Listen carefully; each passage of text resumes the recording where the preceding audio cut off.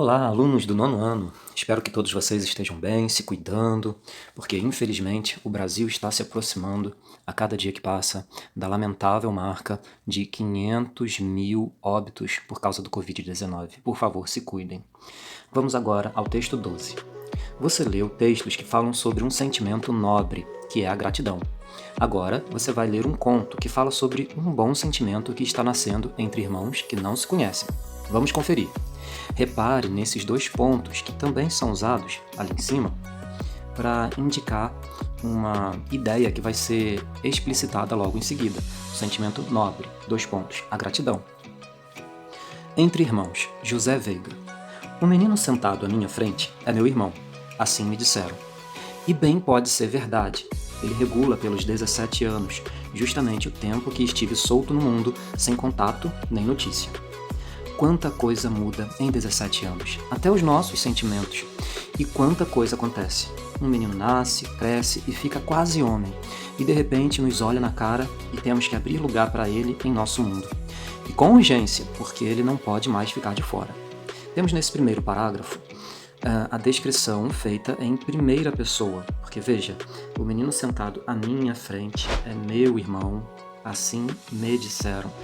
Nós temos esses três exemplos de indicação de que quem conta esta história é um personagem, portanto o foco narrativo é em primeira pessoa, narrador-personagem. Minha, meu e me são três pronomes referentes à primeira pessoa do singular, né, que é ao eu. E, conforme vocês podem perceber, é um texto escrito em prosa e não em verso, porque tem parágrafos. Então esse irmão encontra, 17 anos depois, um menino sentado à sua frente. Vamos continuar ali no segundo parágrafo. A princípio, quero tratá-lo como intruso, mostrar-lhe a minha hostilidade, não abertamente para não chocá-lo, mas de maneira a não lhe deixar dúvida, como se lhe perguntasse com todas as letras. Que direito tem você de estar aqui na intimidade de minha família, entrando nos nossos segredos mais íntimos, dormindo na cama onde eu dormi, lendo meus velhos livros, talvez sorrindo das minhas anotações à margem, tratando meu pai com intimidade, talvez discutindo a minha conduta, talvez até criticando-a? Mas depois vou notando que ele não é totalmente estranho. As orelhas muito afastadas da cabeça não são diferentes das minhas. O seu sorriso tem um traço de sarcasmo que eu conheço muito bem de olhar-me ao espelho. O seu jeito de sentar-se de lado e cruzar as pernas tem impressionante semelhança com o meu pai. De repente, fere-me a ideia de que o intruso talvez seja eu, que ele tenha mais direito de hostilizar-me do que eu a ele, que vive nesta casa há 17 anos. Sem a ter pedido, ele aceitou e fez dela o seu lar. Estabeleceu intimidade com o espaço e com os objetos, amansou o ambiente a seu modo, criou as suas preferências e as suas antipatias. E agora eu caio aí de repente, desarticulando tudo com as minhas vibrações de onda diferente. O intruso sou eu, não ele. Ao pensar nisso, vem-me o desejo urgente de entendê-lo e de ficar amigo, de derrubar todas as barreiras, de abrir-lhe o meu mundo e de entrar no mundo dele. Esses colchetes aqui indicam que o texto continua, porém, quem elaborou essa apostila só selecionou até essa parte do texto. Página 15, número 1, segundo bimestre de 2021, nono ano. No trecho do conto lido, qual é o foco narrativo, ou seja, qual é o narrador dessa história, qual é o tipo de narrador? São duas perguntas, veja, esta pergunta e esta daqui. Vamos responder a primeira pergunta, qual é o foco narrativo? O foco narrativo, respondendo, é o narrador-personagem, ou narrador em primeira pessoa. Segunda pergunta, qual é a situação inicial? No início, o narrador-personagem volta para casa depois de 17 anos ausente e conhece o irmão mais novo. Este tem 17 anos. Número 2. Qual é tempo ou época relatada nessa narrativa? Resposta: é o momento em que o narrador-personagem volta para casa 17 anos depois. Número 3. Quem são os personagens citados no conto? Nós temos três personagens, se você quiser colocar assim como três, né? Nós temos o narrador-personagem, o irmão mais novo, esse que tem 17 anos, e o pai. Número 4. Logo após o momento de um narrador-personagem notar as semelhanças físicas, surge uma tensão. O que acontece? Resposta possível.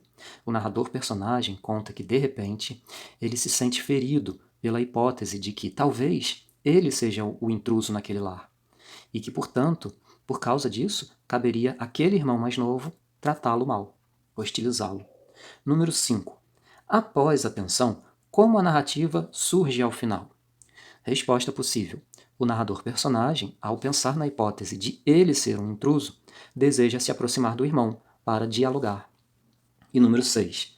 No último parágrafo, que desejo o irmão mais velho expressa em relação ao irmão mais novo? Resposta possível. É o desejo de ficar amigo daquele irmão mais novo. Produção de texto.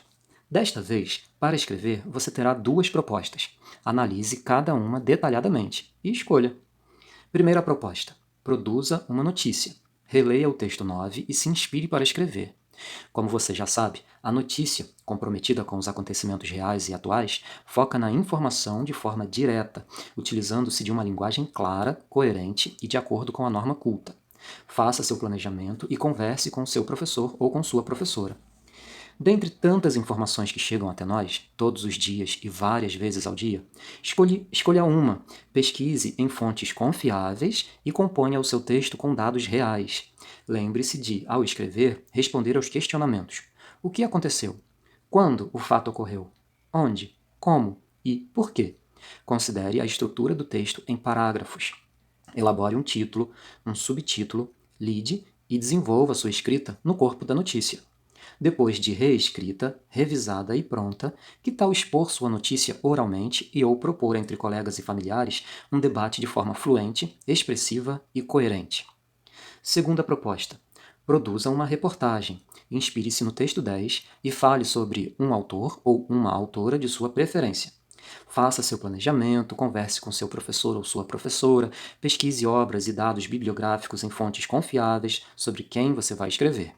Busque curiosidades. O que, quando, onde, como e por quê.